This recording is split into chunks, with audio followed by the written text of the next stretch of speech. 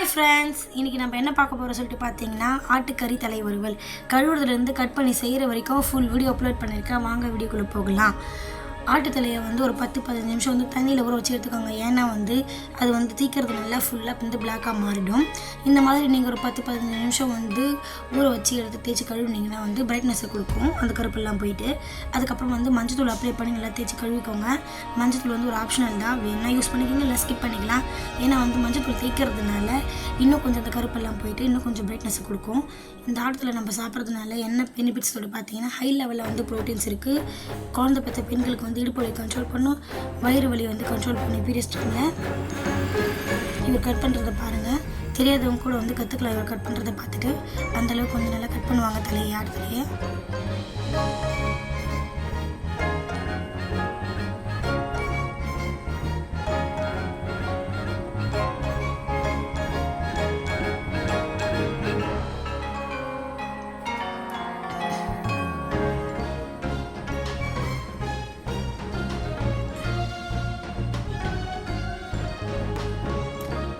இதாங்க மூளை. இந்த மூளை எப்படி செய்யணும்னு சொல்லிட்டு நெக்ஸ்ட் வீடியோவில் நான் சொல்கிறேன், உங்களுக்கு பார்த்துக்கோங்க.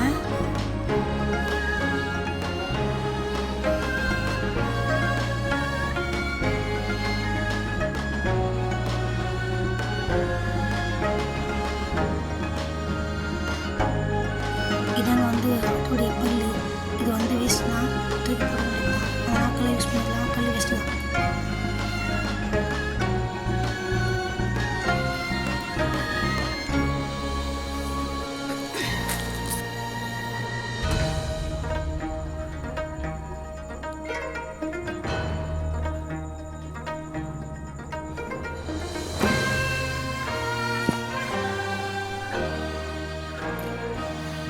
கழுவி எடுத்துக்கோங்க.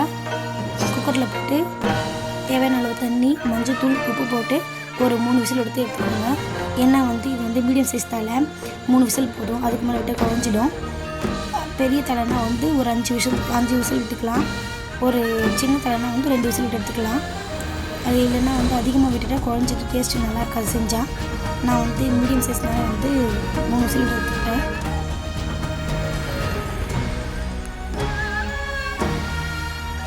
ஆறின பிறகு நீங்கள் பிச்சிங்கன்னா எலும்பு தனியாக, கறி தனியாக வந்துடும்.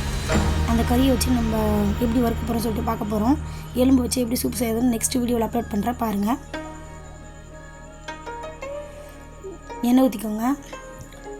கடுகு பொரிஞ்சதும் ஒரு 10-15 பல் பூண்டை நல்லா நசுக்கி சேர்த்துக்கோங்க.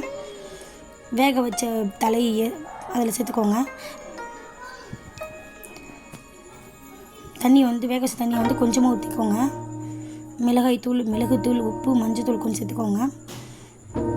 கொத்தமல்லி நல்லா தூவிட்டு ஒரு 5 நிமிஷம் ஸ்லோவில் வச்சுருங்க, லோ ஃப்ளேமில். மறுபடியும் ஒரு 5 நிமிஷம் கழித்து எடுத்து நல்லா கலந்துக்கோங்க. நம்ம ஊற்றின தண்ணியெல்லாம் ட்ரை ஆன பிறகு பரிமாறி சாப்பிட வேண்டியது தான். ஒரு 10-15 நிமிஷத்தில் ரெடி ஆகிடும். இந்த வீடியோ உங்களுக்கு பிடிச்சிருந்ததுன்னா லைக் அண்ட் சப்ஸ்கிரைப் பண்ணுங்கள் ஃப்ரெண்ட்ஸ்.